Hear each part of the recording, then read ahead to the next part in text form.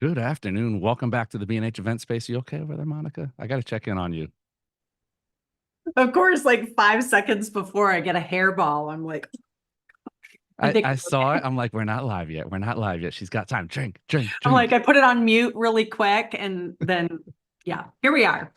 We're there. We're just that's how we're starting today. It's been one of those kind of weeks. There you go. Drink up. Drink up. Today we're getting busy, everybody. We're getting your photography business busy. People like me who have too much time on their hands, not a good thing. You want to be busy. You're like the busiest, one of the busiest people I know, I'm and not you're good. still shooting. I'm not good busy though. I'm like busy, like, where like Mm. you go into a tailspin and then you're just like, I don't remember the last 6 months, but I know I didn't accomplish anything. That's not true. You're shooting all the time. You're putting out great work all the time. Um, Thank you. and you're like doing life, like with your family. Like it's Life so is life good. and life Yeah. is life and Yeah. but there's the other side of the coin. It's like the business side. You have that lockdown. That's like a more like I would trade some of my busy for some of your busy. Okay. When? Wait, let me rephrase it. No, I don't want the bet. I don't want the bet. Come on. I don't you're gonna give me like all like the if I have to look through like Quicken and doing tax Listen, documents and all this stuff. in for a penny, in for a pound, Derek. In for a Uh penny, in for a pound. that's why we have you on doing this stuff. Cause I'd be on here like I'd be leading people astray. No, no, no, no. No, you wouldn't.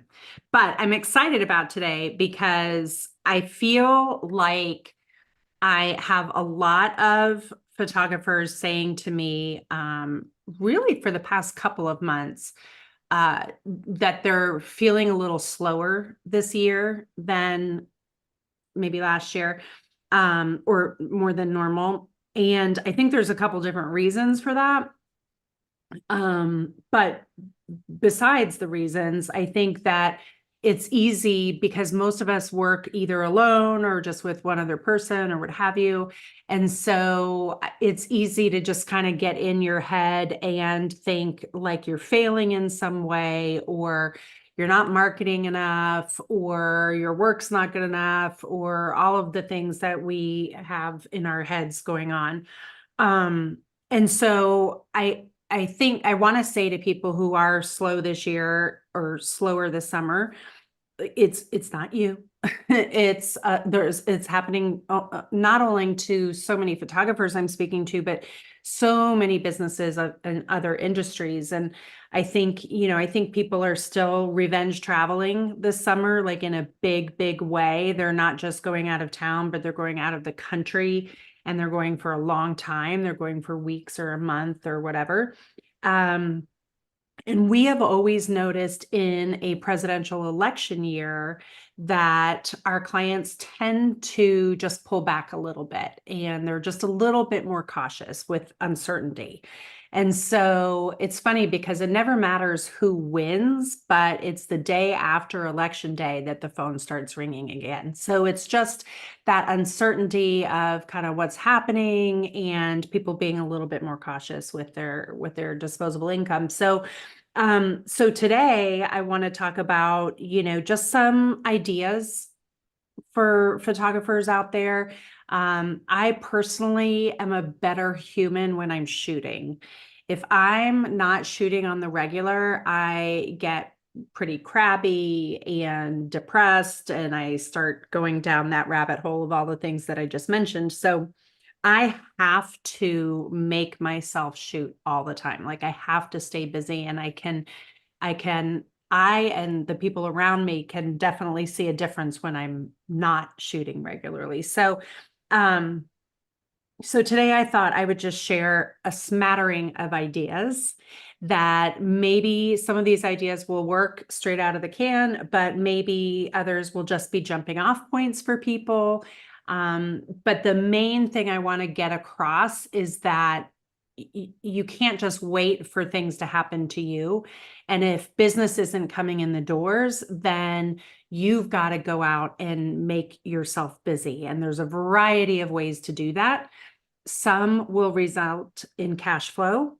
Some will not. They're more to just get your creativity, going again, or your mojo back or whatever. But there will all serve to get that momentum back that I think as artists working alone is really helpful. So I love that. Creativity and momentum kind of on like a parallel plane there.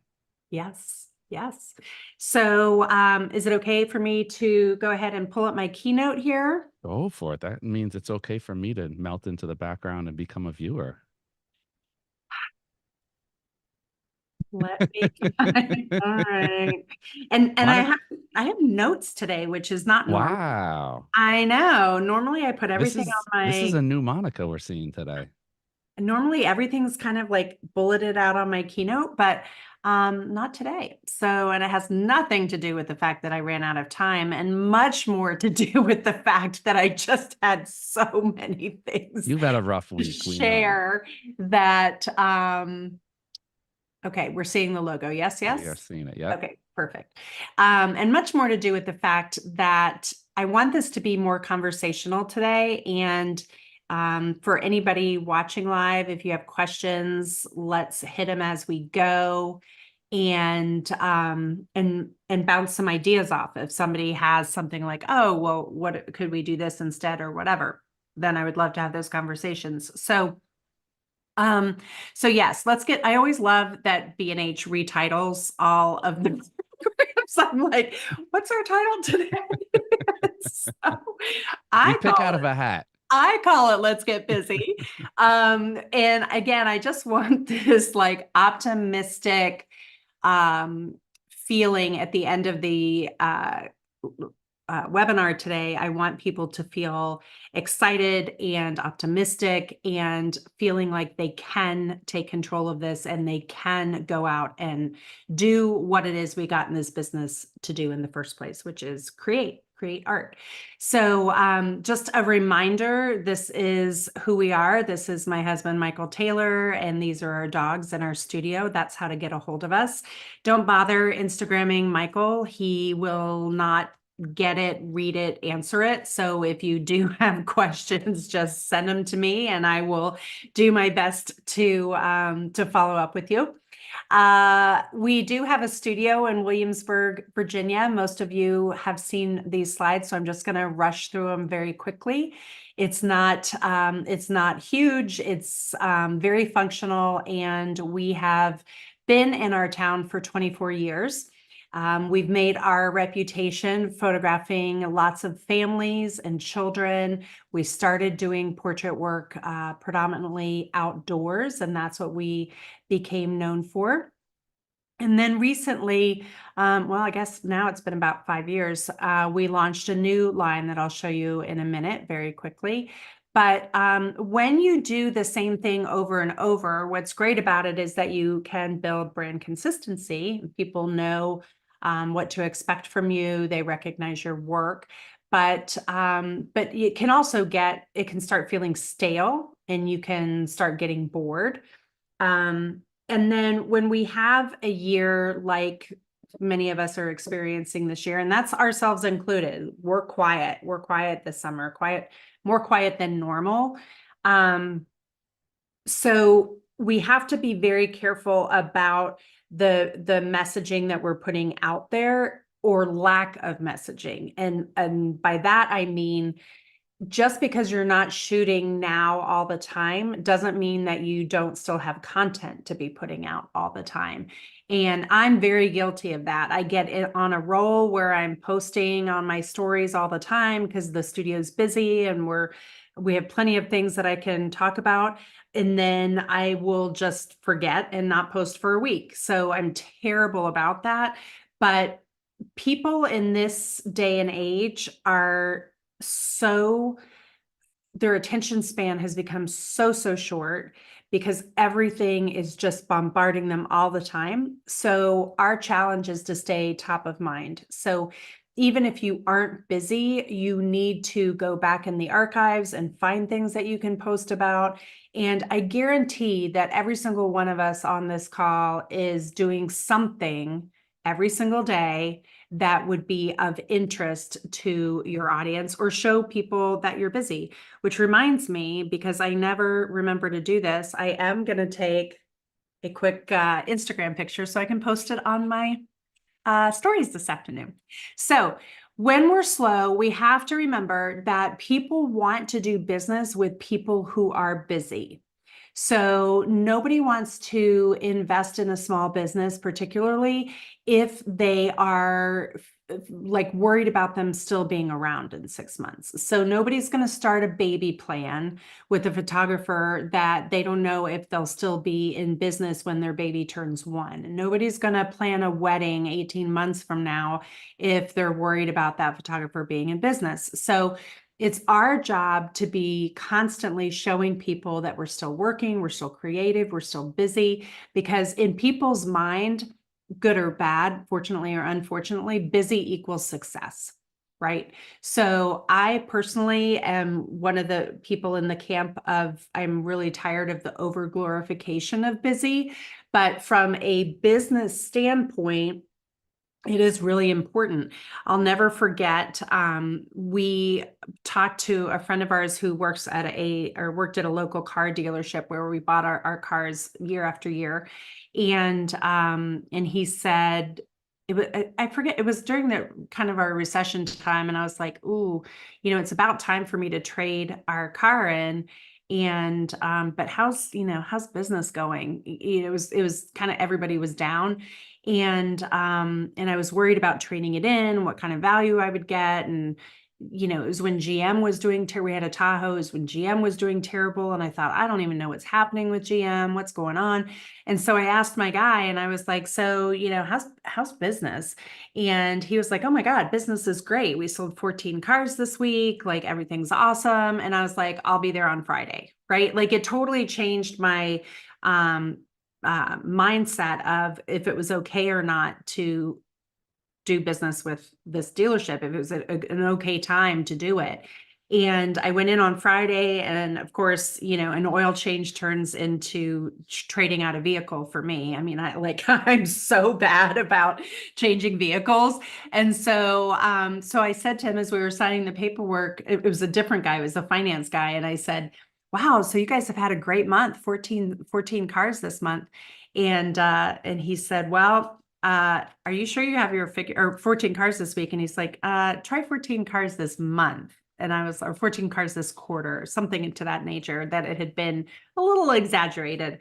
But it didn't feel like they had been disingenuous as much as I felt like they were kind of, like my friend says, telling the truth in advance. You know what I mean? So it made me feel more secure in doing business there. And it was a much different response than if they said, yeah, it's a ghost town, it's dead, we're worried about GM or whatever. So being busy can happen in different forms. So last week we did the webinar on Art of Motion, which if you guys missed that, it's in the archives. We did a whole whole program on this campaign that lasted almost a year. These are some of the images that we made.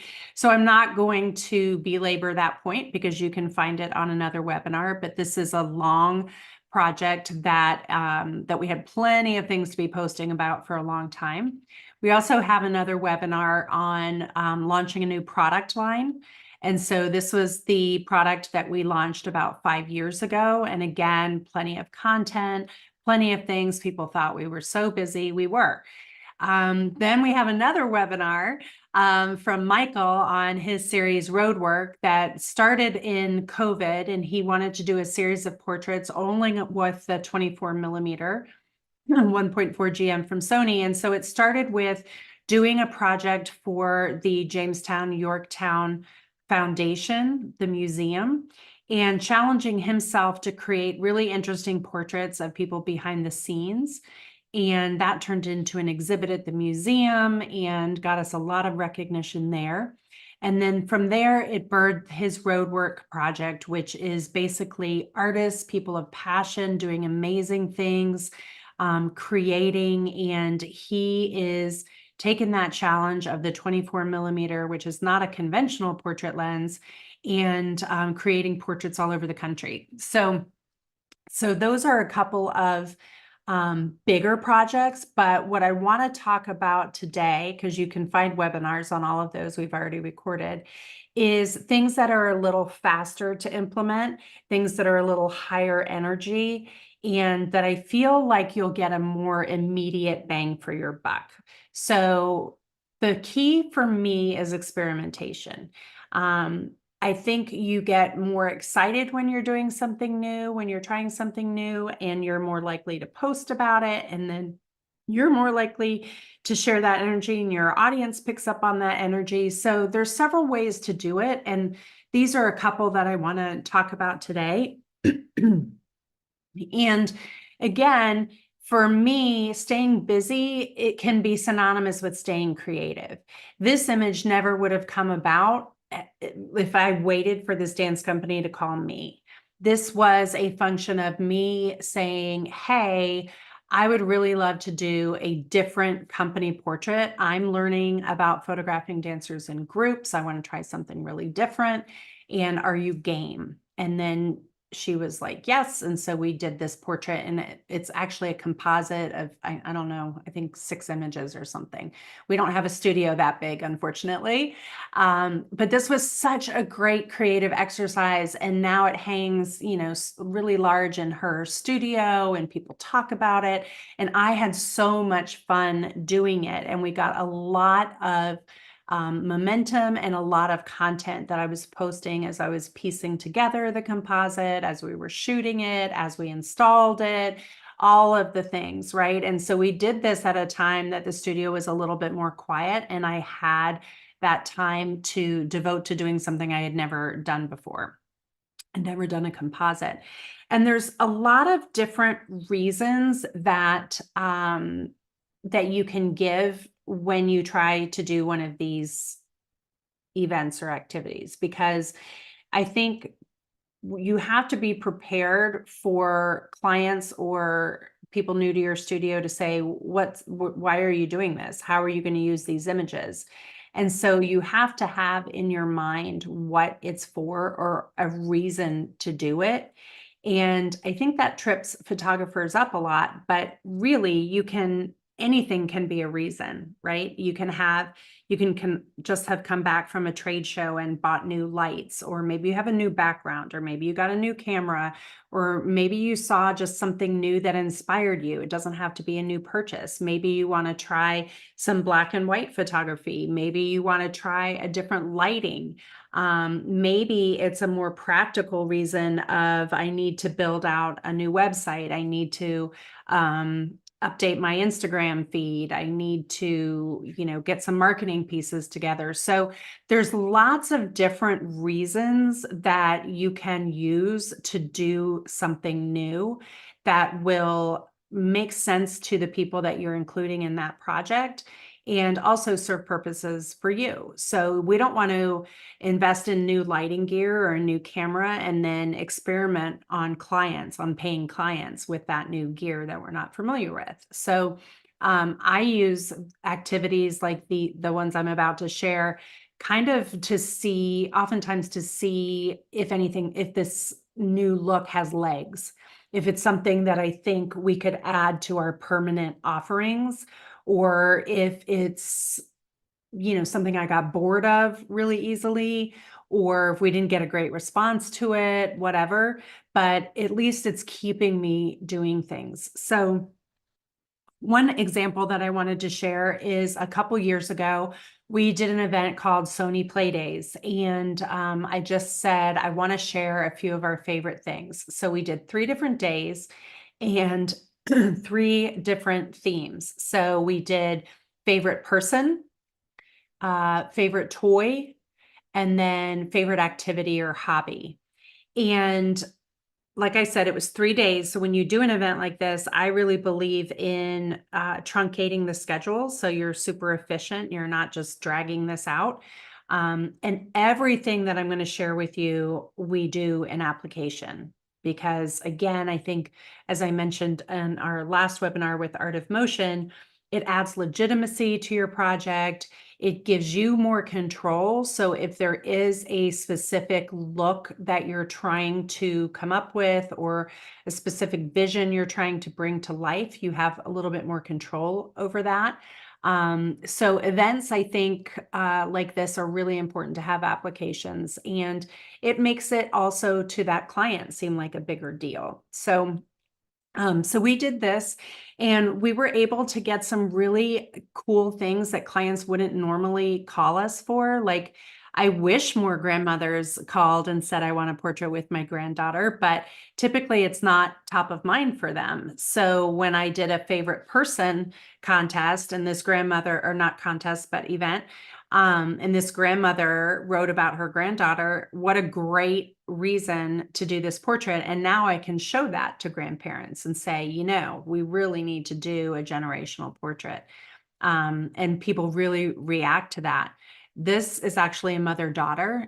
Everyone thinks they're sisters, but it's a mother-daughter, and this was her favorite person. And they got these great dresses actually from Amazon that photographed beautifully. And again, just a great, great portrait that I don't normally have the opportunity to do. And then they brought different outfits. So we experimented a little bit with some high contrast black and white, which again, people commission us to typically to do portraits that they've seen on our website or on our socials, right? Like they have a reference image or reference style from our work. So we don't really show a lot of this. So people would have no reason to ask for this kind of portrait because they don't know how to describe it. Photographers forget that we're very visual people, but our clients aren't. So when I can create work like this and then add it to our offerings, it gives people the permission to do something different and gives them a way to ask for it. So I probably wouldn't have done this on a quote unquote paid client session. But when we're doing a play day, then it's just that it's for play. And it was just a really fun couple of days. Sorry, I'm still haven't quite gotten the hairball out. So we did that. One of the other topics was favorite toys. So that was really aimed at little kids, bringing in that whatever it was, a stuffed animal or a blanket or something that we knew that parents really reference when they think of their child that age as the child is older. And maybe that stuffed animal won't make it till the kids graduating high school, but this portrait will, and it's just a really sweet memory of something that was important to them at this age. So that was a really, really fun day that we did all of these different things. And then the last day was favorite activities or favorite hobbies. And so this brother and sister came in, and I just loved this. This isn't something normally that we would photograph a guy in his uniform in this portrait style. And so that was a fun experiment. And then since I shot this image, then people have asked for this more, and I've done more images. And again, just some fun high contrast black and whites we did with favorite activities. We did this image of, actually, I photographed him since he was born. I did his parents' wedding. But this image actually turned into a really nice sale where we did both images side by side in their living room. And that's something that we haven't done before, but now we have done since for paying sessions because we had this to show. Make sense? Derek, are we doing okay so far? We are doing okay, definitely. All right. Any questions? We do actually. Okay, let's hit that. Gigafish says, I fear the dreaded rating system all the time. What is the client saying about me? Is that a thought in your head? I'm wondering, maybe they can elaborate a little bit more in what context. Is that in regarding to the experimentation, or like when they say rating, are they talking about Google rate? Maybe Gigafish can elaborate on that as I go through Yeah, the next little piece, and then we can come back to it. perfect. Cool, cool. Okay, so something that an idea that I got from a fellow photographer. And by the way, if you aren't already a member of like a little mastermind group or have that little hive of people around you, I strongly, strongly recommend. If you're the smartest person in the room, then you're hanging out in the wrong room. So pick a handful of people that you really respect and admire and have different talents and abilities than you do so that you can bounce off of each other. So I'm involved in a group of, there's 5 of us, and we meet every other Tuesday morning, come rain or come shine. It's a commitment we make a year at a time. And it's just everything's on the table. And so one of the photographers in that group has this company that she works with where she rents dresses and then does like these special events with these dresses. And so I rented this dress, and this was the image that I got from like their Facebook page or whatever. And so I put this out on social and said, hey, I've got this dress coming on this date. Who wants to come in and play with this dress? I want to try some new things. And again, by application, we had several people sign up for different times, and I think I shot for 2.5 days with it, which was great. And so for me, what I wanted to do, again, my clients don't typically have a dress like this. So, but I wanted to show that we're capable of creating very cool editorial fashion images. So before the dress got here, I kind of spent some time. Irving Penn is a huge inspiration for me, and I don't get to photograph in this style very often. And this was kind of the vision that I had in mind. He was like the premier photographer for Vogue magazine, and really bucked the system because he did it mostly in black and white, and then B, as you can see, just really did graphic shapes, like really focused on structure and shape. So that was kind of the challenge that I gave myself when I got this dress. I shot all of the sessions in black and white, and I wanted to really focus on structure and shape and photograph them in a more kind of a more editorial way, more magazine. And so, so I loved it. I also tried a very different lighting, very different lighting technique. And if you want to see it, you can just scan that QR code and it will take you to the video that I posted on Instagram, the reel, and it shows how I did it. And maybe to other people, it's like very elementary, but to me, I hadn't done it before, and it yielded some very cool results that I was very happy with. This image that you saw on the title slide, just is really special to me, and just showing kind of mom handing this attention over to her daughter, and the daughter trying to be a little fashionista also with her feet crossed, and just really fun. And then playing with some motion, and again, things that I might not necessarily be able to create for a quote unquote paid session. But getting to play and collaborate more really yielded some work that I'm not known for, and that showed our clients that we are capable of doing some fashion forward things and some experimental things, and not just the tried and true that people are maybe used to from us. So again, a lot of great content came from that. So maybe there's a dress that or an outfit that you can rent, or, I hate to say it, but even Amazon has great, great outfits or great dresses with lots and lots of fabric. And you could try something like that. Just something that you haven't photographed before that would get you excited. This is a skirt that I made. I found a bunch of wreaths at Home Goods that had these flowers on them, and they were just wired. And so I bought a bunch of them, and I had a cage skirt from Amazon, and I just basically twisted each flower on there.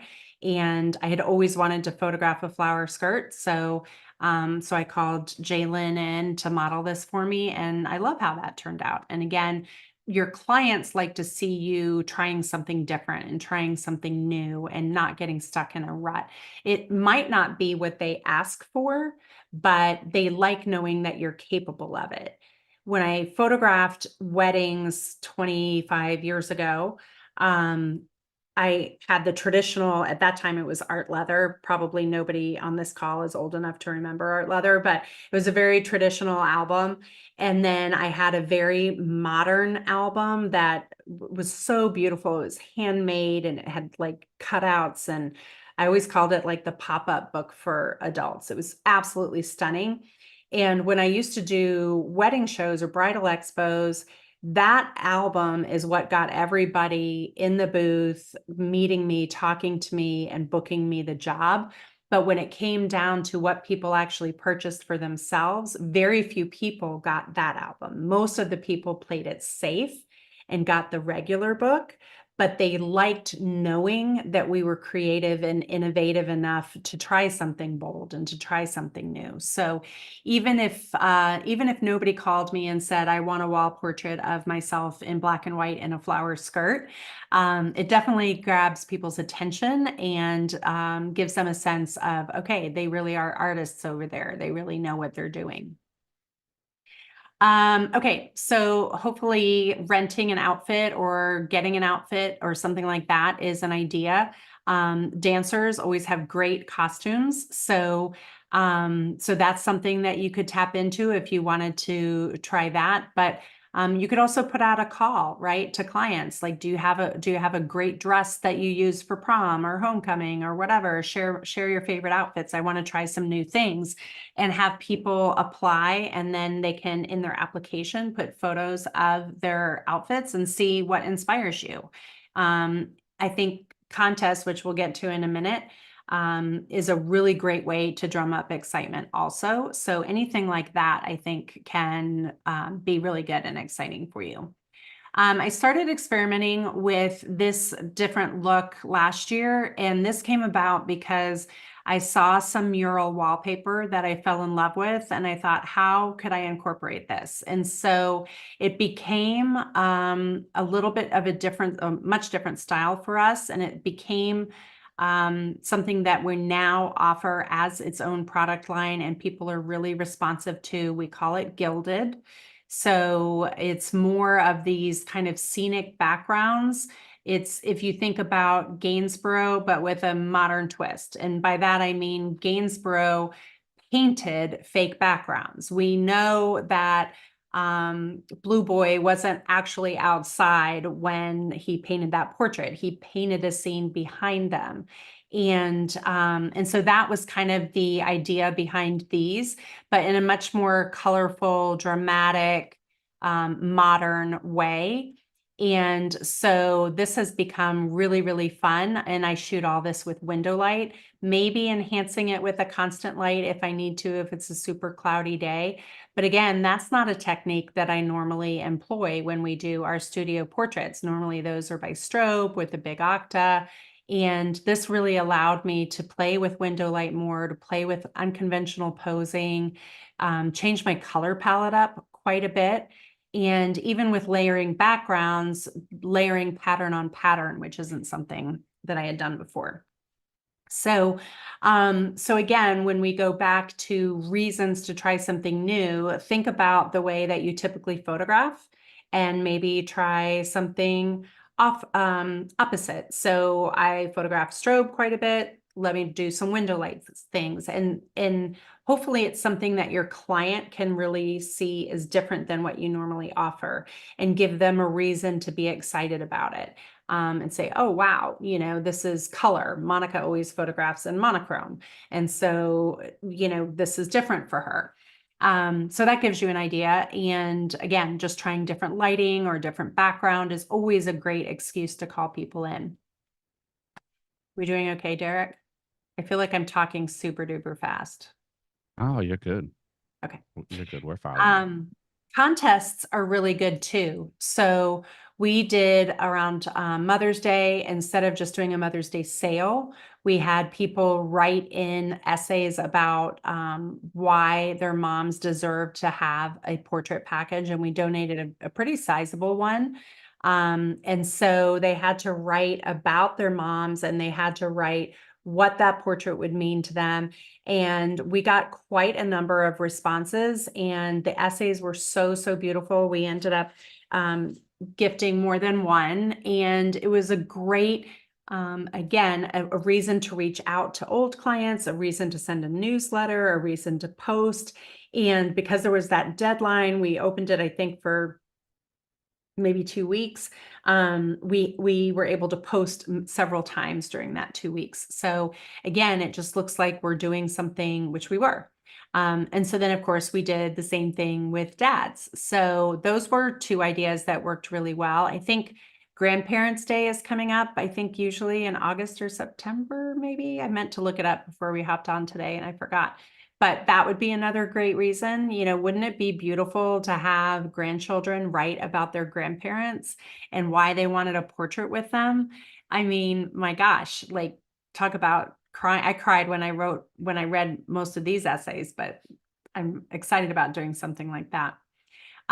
During COVID, we ran a year-long campaign called the Year of the Family, and that encouraged people to write about what they were learning about their family, or what they were appreciating differently about their family now that they were all cooped up together. So it was a year full of like, oh my God, this is horrible. And we have to work from home, we have to school from home, and all these things. And so we kind of put a twist on it and said, what is it that you're doing now as a family that you weren't doing before, that you love, that you want to continue to do after COVID? And so we just declared it the Year of Family. And you don't need a COVID to make something the Year of the Family, right? And that could be a theme that could carry you throughout the year. You can call people in, you can have, like I said, this contest or what have you. You could do a winner every quarter, you could do a winner a month. There's all kinds of things. Speaking of that, we were at a restaurant a year or two ago, and it wasn't a fancy restaurant, it was like a burger joint or whatever. But on the wall, they had all 12 months of the calendar year, and next to each month, they had a different nonprofit. So 10% of the restaurant proceeds every month goes to whichever that nonprofit is for the month. And I just thought that was such a great idea. For our business, it's so seasonal. I feel like it wouldn't be fair for the person who was being benefited in January as opposed to December. So I think there's another way to work that. But man, people love doing business with people who are giving back to the community. So I think there's an opportunity there also to have events or portrait events that are supporting an event, that a cause that's important to you and your clients. Don't do it disingenuously. Don't just, people see through that, I think. So it's important that you're excited about the cause and that it's something that supports your clients too. Like what is it that is important to them? What are the causes that they participate in? We do events. I absolutely hate the word mini sessions. I think it devalues what we do as artists. I think it diminishes the industry as a whole. And I think it trains the marketplace to wait for a sale, to expect the sale. Look at what happened to Bed Bath and Beyond, right? They did those 20% coupons all the time. You could get them every day in the mail, every day as a text message on your phone. You could use multiples. Like, you never bought anything full price at Bed Bath and Beyond, and now they're out of business. And it didn't take long. So I think that that notion of mini sessions is teaching the marketplace generally that that this isn't as valuable as a regular session, that it doesn't take as much of your art or your expertise or your time. And time is true, but it still takes your expertise. And so we don't want people to pay us based on time spent. We want people to pay us and value us based on our talent and skill set and the finished product that we're offering. So let me be clear. I'm not saying that you can't do short sessions. What I'm saying is I'd rather you do it as an event, call it an event, as opposed to calling it a mini session.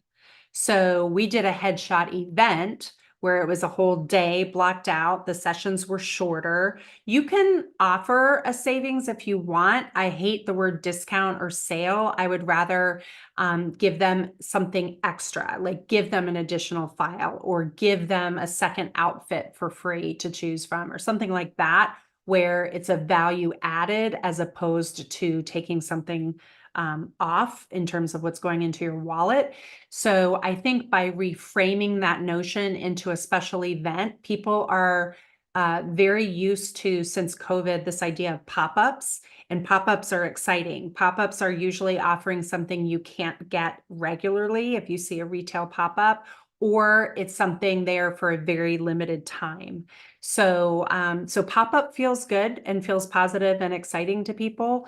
And events, I think, are a great way to get around that word, that term, mini session, if that makes sense. That makes sense. Good. Okay. It makes a ton of sense. A lot. I'm noticing, it's presentation. It's the words that you're choosing. It's how that's what marketing is, right? Is setting yourself up. You're marketing yourself the right way, and the clientele that you're marketing yourself to doesn't respond to terms like sale. That's a great point.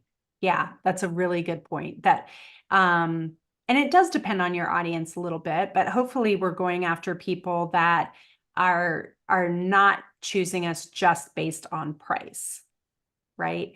I had a conversation with somebody who called yesterday, and she was from out of the area. She was coming in for an event, an anniversary, and she had been calling several photographers and was a little surprised at our pricing. And I just said, listen, if you're comparing on price, I will lose every day of the week. We are definitely the most expensive in the area, but this is why. And this may or may not be important to you. And I'm not here to judge if it is or it isn't, but this is what you'll be getting that causes our prices to be different than maybe some other people that you're talking to. And she decided that it was not valuable enough for her to do that. It wasn't important enough for her to spend that much more money. And that's fine. I'd rather both of us know that before we get to a point where it's uncomfortable and it's an uncomfortable conversation. So I think, clearly understanding who you're attracting, and we want to work with people that are less price sensitive and that appreciate art more. They appreciate photography as art. We live in a community that has a very prestigious college in it. And so many of the people that retire here tend to be more educated, a little bit more affluent. And so this is a product that suits them really well. And for them, they're not gonna show up because I'm having a sale. They're going to show up when it's convenient to them and when it's the right time for them. And the price is much less important, if that makes sense. So that's a good point. I'm glad you brought that up. So headshots are a great thing to do to, again, stay busy. You can share that on your LinkedIn. You can, oh my God, I'm so sorry. You can share that on your LinkedIn. You can get like a whole real estate office. And then you can pitch it to people and you can say, listen, I know your company has a ton of agents or a ton of whatever, and we can do a headshot event just for you. And this is what it would look like. And people love that, and just make it easy for them. I mean, now, gosh, they can all schedule their own appointments. The office manager doesn't have to mess with any of that. It's nice and easy. You can send out a PDF of what to wear and all the things. And so that is servicing that company very, very well. And again, you're busy. You'll get a lot of content. You'll get a lot of behind the scenes. And then once you have one successful, you can go to a different company and you can say, hey, we just did this for these guys. It worked really well. So headshots are a great thing that you can do. We offered a black and white fine art event and on a very specific day. It was the first one that we had specifically offered.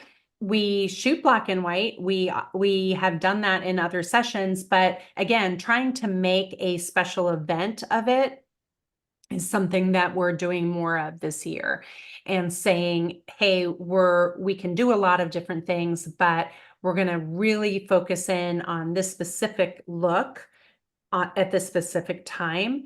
And while we might not do a sale, what we might do is offer a product for this event that we don't normally offer.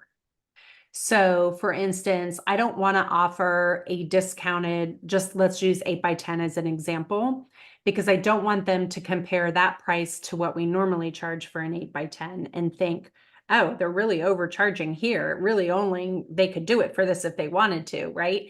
So what I want to do is offer a product at an event like this that they can't get the rest of the year. So for this, it was like a square portrait and a double white mat with a black frame. It all comes as one piece, and that's what you get. You know what I mean? Like they could custom design that from another session, but it's not something that we offer kind of prepackaged like that. So that would be an important suggestion that I would make when you do something like this, because it's not comparing it to something else. It doesn't feel like you're going on sale. It just really is a special event.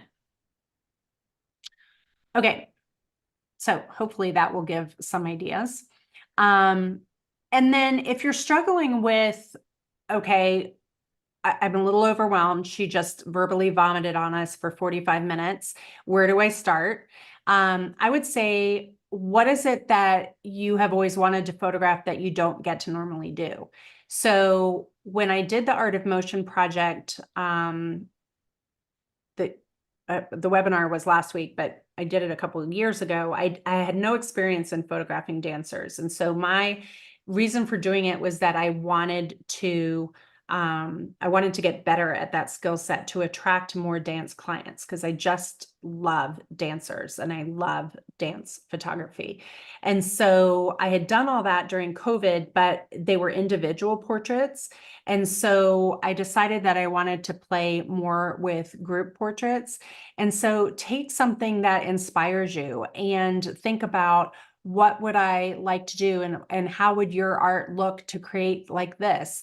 And so again, I always say don't copy, but you can use these as jumping off points, and you can play, and you can call a dance company and say, hey, can you send me, 5 of your girls, or can I do a company portrait for you guys? And I'm experimenting, and you don't have to use it if you don't like it, but I'm trying to create some new work that I can use to attract other clients. So these are some of the images that I showed last week also. But again, just coming back to that idea of trying something new and experimenting and getting out of your comfort zone, whether it's lighting or backgrounds or poses or groups or whatever, and showing things that you don't typically show. So, there we go.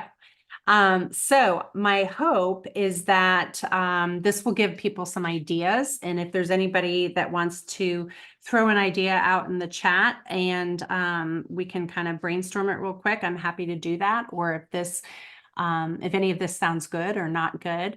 I did see a question asking about that car dealer that wasn't totally truthful. And so I'm glad that question came up, because I do want to address it. And by no means am I endorsing not being truthful. But the lesson that I took from that was they knew they would be busy again. They knew that they weren't going to be permanently affected by this temporary downturn. So if that salesperson had said, oh my God, it's horrible, we don't know, we can't get inventory, we can't do this, we can't do that. Like, nobody wants to be around a sad sack. Nobody wants to be around an Eeyore. Nobody wants to do business with people like that. So obviously, communicate in the way that's comfortable for you.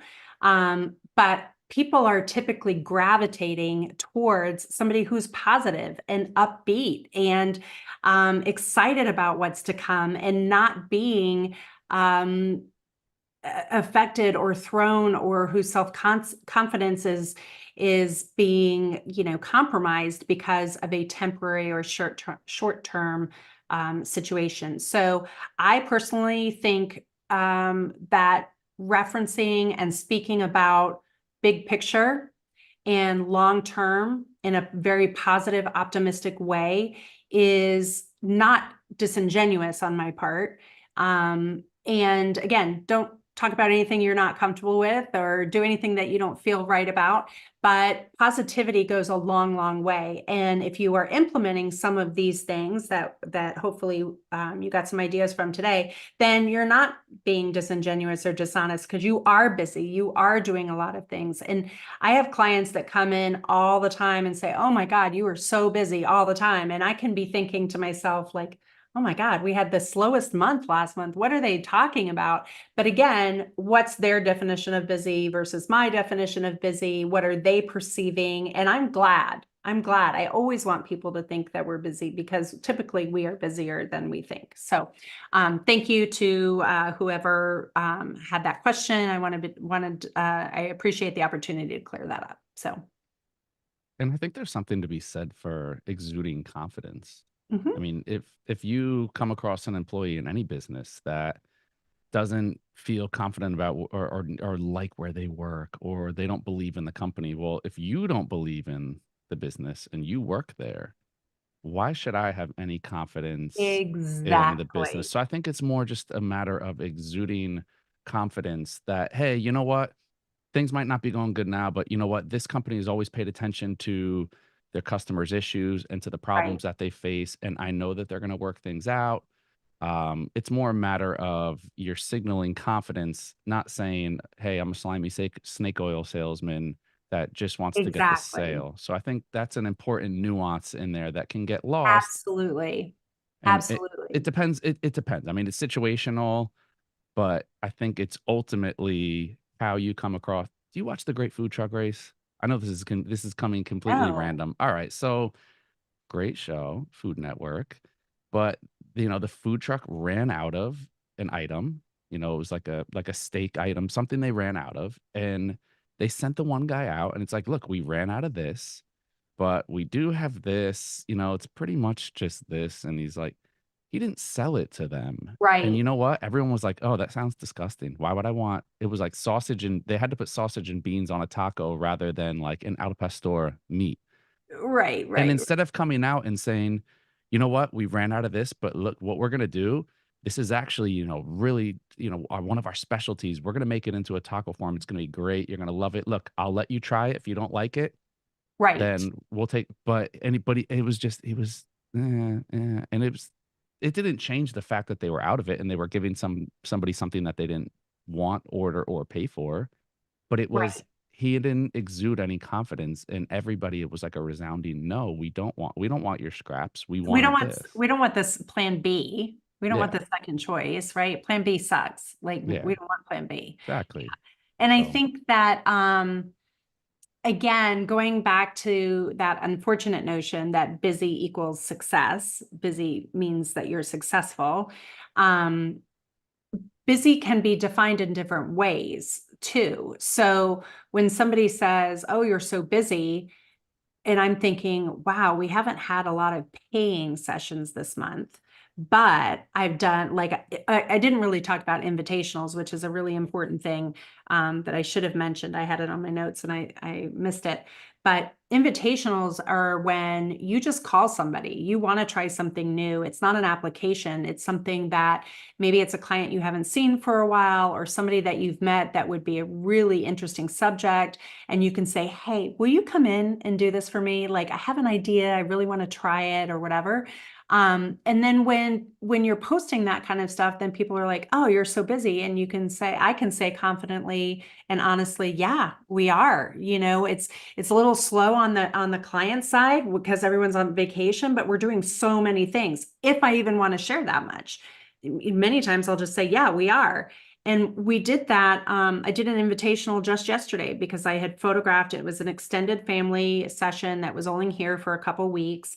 And I fell in love with one of the granddaughters. I just thought she was so beautiful. We did the session outside. And I said to the mom, could I borrow your girls before you guys fly back home?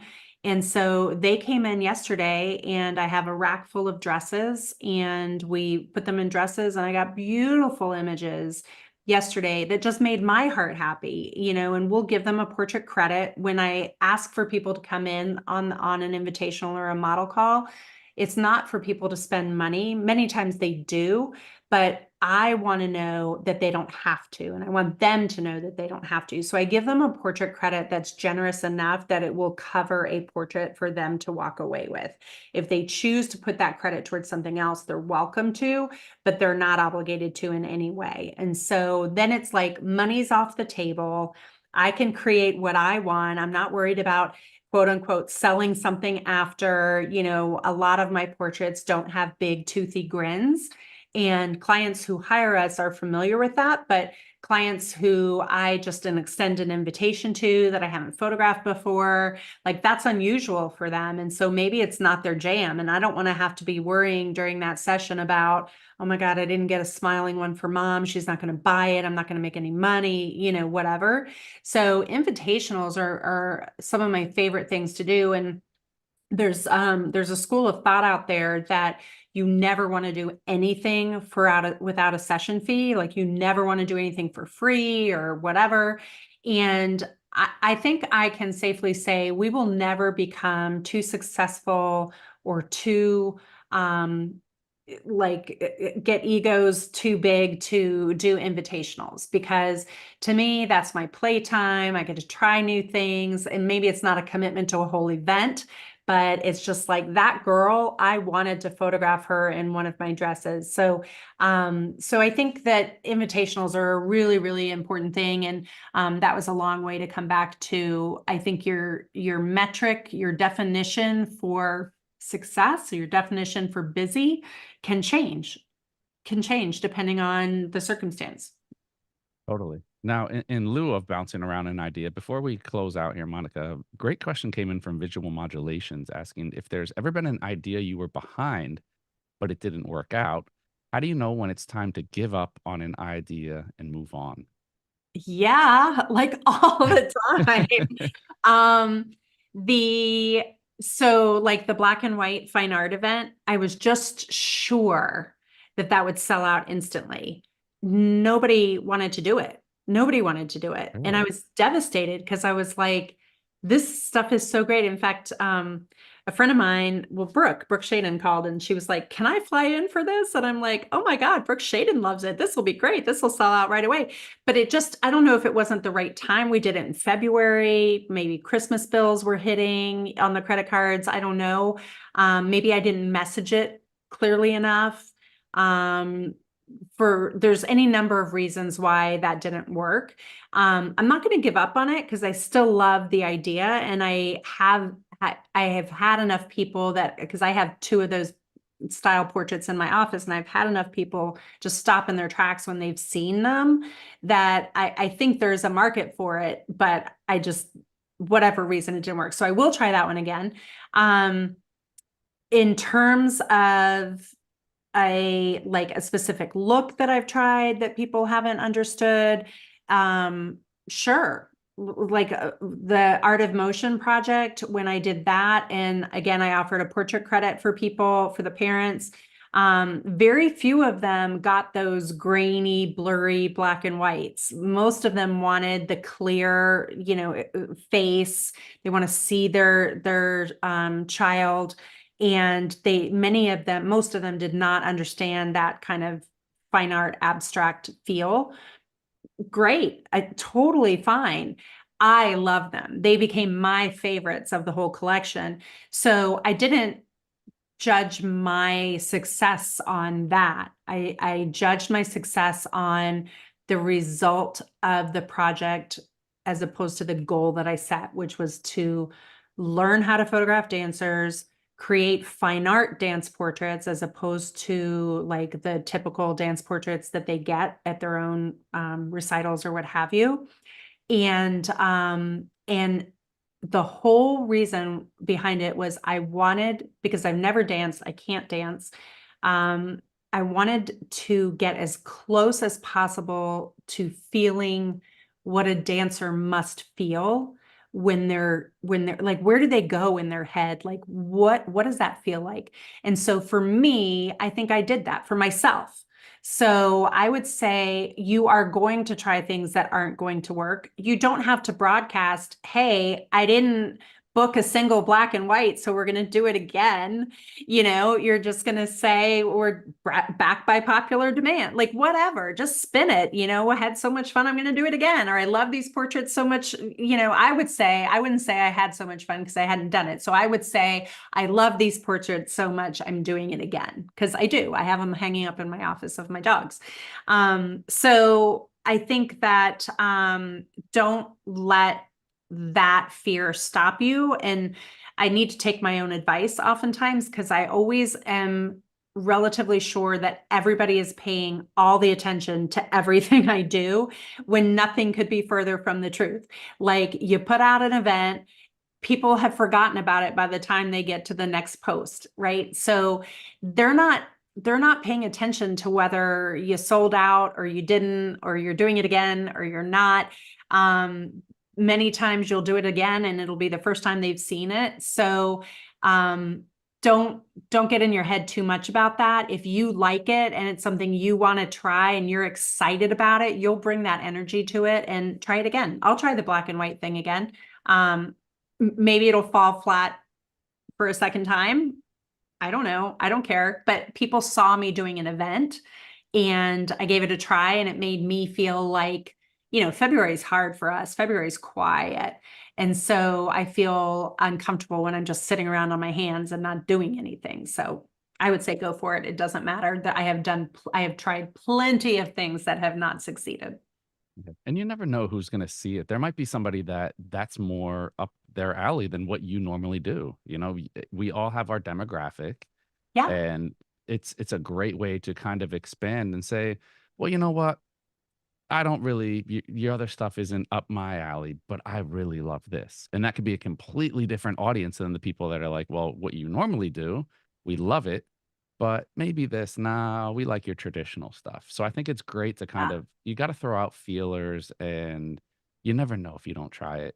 And I'm surprised how many times a year from now, 2 years from now, somebody will say, I remember I saw this thing that you did. And I'm like, really? And that's what made them come back. The timing just wasn't right at that time. But Yeah. again, I go back to that example of when I did weddings and I had this super duper creative album that if I had it my way, I would only offer that.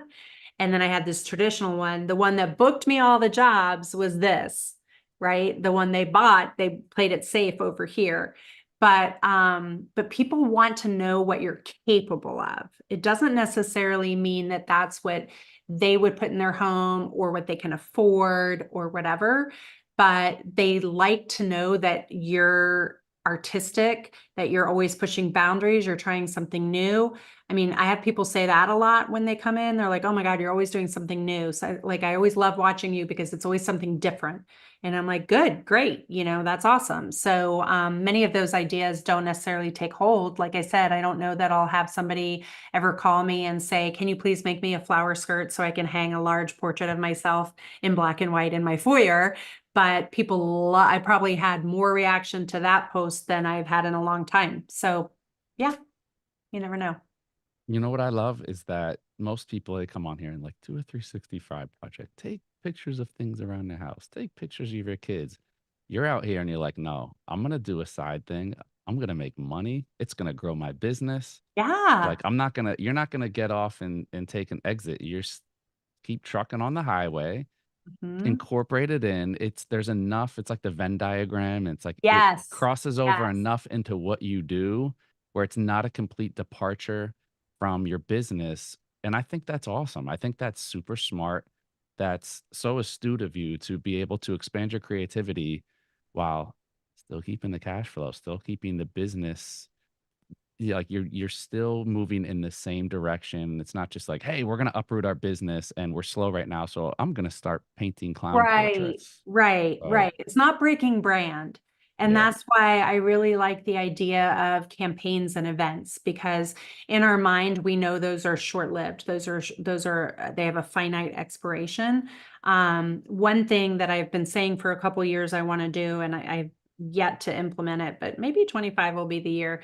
But I wanted to build a few specific sets one at a time and offer them for, a very short window.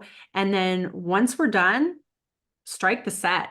It gets blown up, it gets killed, right? Like you can never have it again. And so I have some ideas of sets that I want to do, and I'm trying to kind of figure out what I do, like four, like one a quarter, and be like, get them all. And at the end, you have a product that, like, I don't know what that looks like, but again, I think there's several ways to do that without breaking brand. And if you do it well, if you do it properly, then it just enhances you as an artist. It adds to that line of thinking that you really are the best, and you are constantly pushing yourself, and you're not getting complacent, and you're not going to become old-fashioned and boring. And then who's the next shiny bright light over here that's younger and newer to the market? We've been around now almost 25 years. So it gets harder, but we have to keep innovating. We have to keep innovating, and while staying true to the brand and still producing the safe work that clients want to invest in, and has become a little bit of a status thing in our community. Like they want a Sigmon Taylor portrait. And so they get here and they're like, do we get the safe thing or do we get the crazy thing? And so we usually tell people when it's your first time, get the establishing portrait, get the safe thing, get the thing that you came for. When you come next time, let's play and let's do something different. So I love that. You came in today. You were like, I'm not firing on all cylinders. I Here know. we are. Do you feel better now? I feel a little better, but yeah, I feel better. I feel better. I Good, feel good, I feel better. I feel great. Yes. good, good, And good. I Well, just look, hope, like, I hope people will stay in touch, because I really, really hope that this gives people some ideas, gives people some energy, gives people some hope that it's not, if they are having a slow year, this too shall pass. Like I said, having been doing this for almost 25 years, we've seen it all. I started in the year 2000. Guess what happened next? 9/11. Then we had the recession, right? Then I had my own personal like health crisis. Then we had COVID. Like, so there's always going to be something, and we're still here to tell about it. And so it's going to be okay. And I can say that from experience. But don't, whatever you do like you said, Derek, earlier, when you're feeling this crunch, we make our biggest mistakes when we're short on cash, and we get scared and we do a grab, and it usually jeopardizes the brand. It usually breaks brand, and it usually takes us quite a while to recover from that. And we have made some big mistakes over the years that took us a long time to build the brand back up. And so learn from our mistakes and figure out ways to reframe events like this, and allow them to position you, to elevate you as an artist, not to come across that you're desperate and trying to do a cash grab. love it. Always such wisdom. Obviously, comes from a lot of experience. When you guys were getting started out, I was failing out of college, and look at me now. So just keep going, people. You can See, turn a there you point go. sixty There six you go. GPA into a hosting gig on YouTube.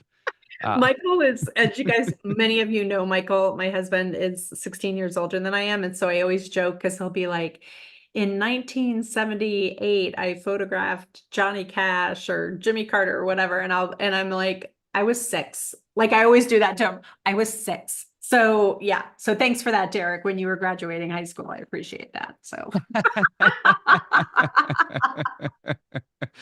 There we go. There's the laugh. I was waiting there it for it. I is. was waiting There for it it. is. Nah, Monica, it's always great having you on. Look, when you come on, you're part of the family. So Aw. this is what we do here. We don't it's not speakers and events. We really have cultivated a family community, and that goes the same for all of our viewers out there. You guys too. We love when we get to meet you guys in person and getting the I feedback and all know. that. So to see you smile makes us smile.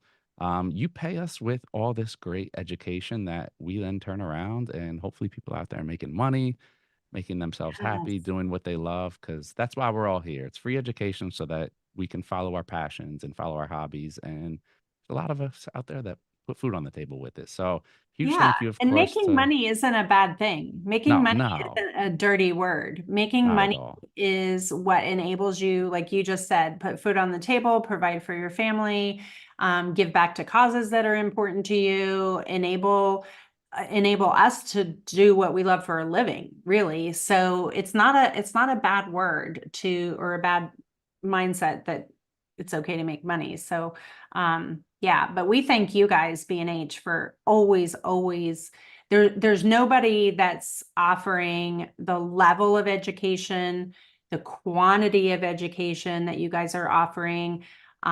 Consistently, you have been ever since you started this in COVID, and that you've maintained it at no cost for people. And I get emails from people all over the world watching these webinars. It's crazy. It's so fulfilling and rewarding. And I get emails all the time from people who are watching past episodes or what have you guys. So thank you guys. And of course, thank you to Sony, because if it weren't for Sony, I wouldn't be able to do this either. So just it's so important to do business with brands and companies that are helping us do what we love. So Totally. I couldn't say it any better. So we're going to end it right there, close it out. Huge thank you to Monica, Sony, all of our viewers out there, our team behind the scenes at B&H. That is all we have for you for now. Another edition of the B&H virtual event space in the books. Catch y'all next time.